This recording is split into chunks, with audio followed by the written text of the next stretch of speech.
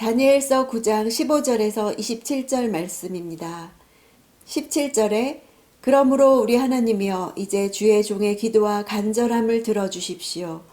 하나님 자신을 위해 무너진 주의 성전에 주의 얼굴빛을 비춰 다시 세워주십시오. 다니엘은 황폐한 예루살렘과 거룩한 전의 회복이 하나님 자신을 위한 일이라는 사실을 말하고 있습니다. 여호와 하나님의 성읍과 성전은 하나님 자신의 소유가 되기 때문이지요.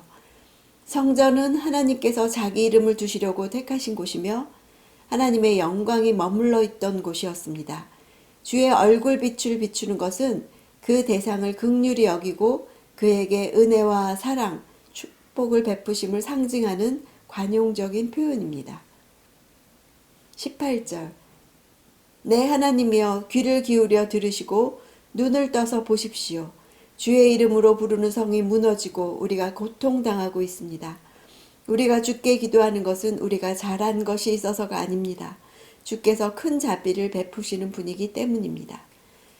다니엘은 무엇을 근거로 하나님께 보고 듣고 용서하고 행동해달라고 간구하고 있나요? 자기 백성의 공로에 의지해서 간구하지 않죠. 오히려 받을 자격이 없는 그들에게 하나님의 긍휼로부터 흘러나와야 한다는 사실을 바라고 있습니다. 다니엘은 주님, 우리가 누군지 기억하소서, 우리가 누구의 소유인지 기억하소서 하고 호소하고 있습니다. 이와 같은 다니엘의 간구는 성도들의 구원을 얻는 길이 어디에 있는지 다시 깨닫게 해주지요. 성도들이 구원을 받을 수 있는 것은 하나님의 긍휼하심에 있습니다. 이 다니엘의 기도가 하나님의 마음에 가 닿았습니다. 23절 내가 기도를 시작할 때 그것을 말해주라는 명령이 떨어져서 내가 왔다. 너는 큰 사랑을 받은 사람이다. 그러므로 너는 이 일에 대해 생각하고 그 환상을 깨닫도록 하여라. 하나님께서는 다니엘이 기도를 시작하려고 작정하던 때에 이미 천사 가브리엘에게 기도 응답에 관한 계시를 내려주셨다는 사실을 말하고 있습니다. 가브리엘이 나타난 자체가 기도 응답이죠. 이스라엘의 구원에 관한 시간표에 대한 지혜와 깨달음을 주기 위해 왔기 때문입니다. 또 그가 가져온 메시지 자체가 기도 응답입니다. 우리가 기도할 때에도 성령님을 통해 우리가 기도하는 것에 대해 지혜와 깨달음을 주시며 하나님의 말씀을 생각나게 하시는 응답을 주실 때가 많습니다. 이스라엘을 중심으로 세계사를 운행하시는 하나님의 섭리를 깨닫게 될 다니엘을 크게 은총을 입은 자, 큰 사랑을 받은 사람이라고 부릅니다. 기도 응답을 받는 자로서 자기 민족을 향한 하나님의 구원 계획을 미리 통보받은 자로서 그는 큰 은총을 받은 자지요. 원어로는 보석같이 존귀한 존재라는 의미입니다. 하나님과 소통하며 하나님의 말씀을 이해하고 깨닫는 다니엘을 존귀한 보석 같은 존재라고 하십니다.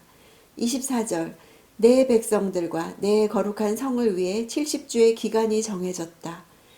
이 기간이 지나면 이제 죄악이 그치고 죄를 영원히 용서받으며 영원한 의가 드러나고 환상과 예언이 이루어져 높고 거룩한 분이 기름 부음을 받게 될 것이다. 24절부터 27절까지의 예언은 신구약 전체를 통해 가장 난해하고 가장 논란이 많은 단락입니다.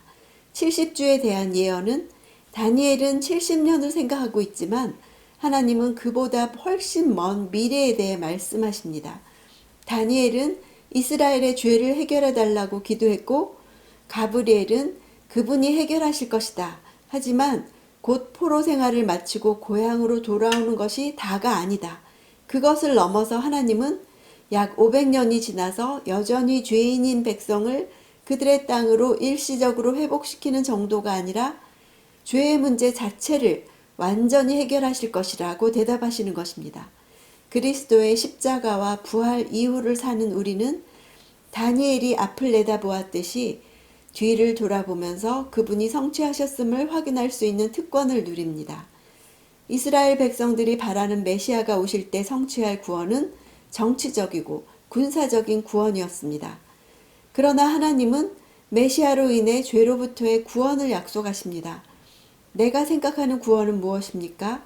이 상황이 변화되고 환경이 해결되기를 원하는 것입니까? 하나님의 구원은 죄악이 그치고 죄를 영원히 용서받으며 영원한 의가 드러나는 것입니다. 이것이 진정한 구원이고 소망입니다. 25절 이것을 깨달아 알아라. 예루살렘을 다시 세우라는 명령이 있을 때부터 7주와 그 다음 62주가 지나면 기름 부음 받은 왕이 오신다. 그때 예루살렘 성이 다시 세워지고 거리와 성벽이 세워질 것이다. 그러나 이 일은 어려움 가운데 이루어질 것이다. 25절부터 27절까지는 너무나도 많은 다른 해석의 가능성들이 있습니다. 그러나 한 가지 확실하게 말할 수 있는 사실은 고레스가 이스라엘 백성들을 풀어주고 예루살렘을 재건한 이후에도 역사가 진행되는 과정에서 하나님의 백성 이스라엘은 반복적으로 어려움을 경험하게 될 것이다.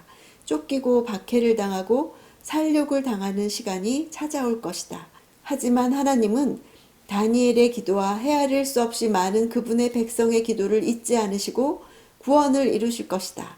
따라서 다니엘의 기도에 대한 하나님의 응답은 위로이면서 경고였습니다. 하나님의 주권을 부인하는 것처럼 보이는 역사적 사건 속에서 하나님의 주권을 믿으라는 부르심이었지요. 이것은 우리의 기도에 대한 응답이기도 합니다. 하나님의 주권이 보이지 않는 것 같은 시간 속에서도 마침내 뜻을 이루실 하나님의 주권을 믿는 하루가 되기를 원합니다.